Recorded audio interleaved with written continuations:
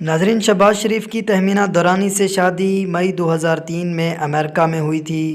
شہباز شریف نے اپنے بڑے بھائی میاں نواز شریف سے بھی شادی شرم کے مارے چھپائے رکھی اور پارٹی کے کئی مرکزی رہنماؤں کو بھی اس کا پتہ نہیں تھا، لیکن ان کے مطابق جب اخبارات کے ذریعے نواز شریف کو اس کا علم ہوا تو شہباز شریف نے اپنے بڑے بھائی کے سامنے اقرار کر لیا۔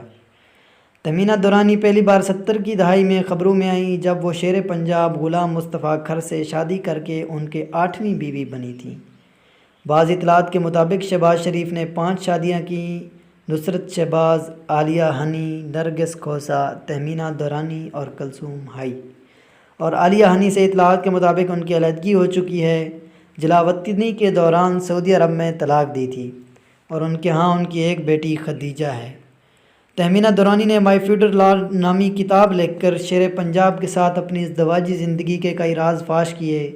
بعد میں انہوں نے کچھ اور بھی کتابیں لکھیں۔ مائی فیوچر لارڈ دنیا کی 39 سے زائد زبانوں میں ترجمہ کر کے شائع کی گئی۔ ناظرین، 2012 میں رحمان ملک نے ایک پریس کانفرنس میں اشاروں کنایوں میں شہباز شریف کی کلثوم طارق سے شادی کا ذکر کیا تھا۔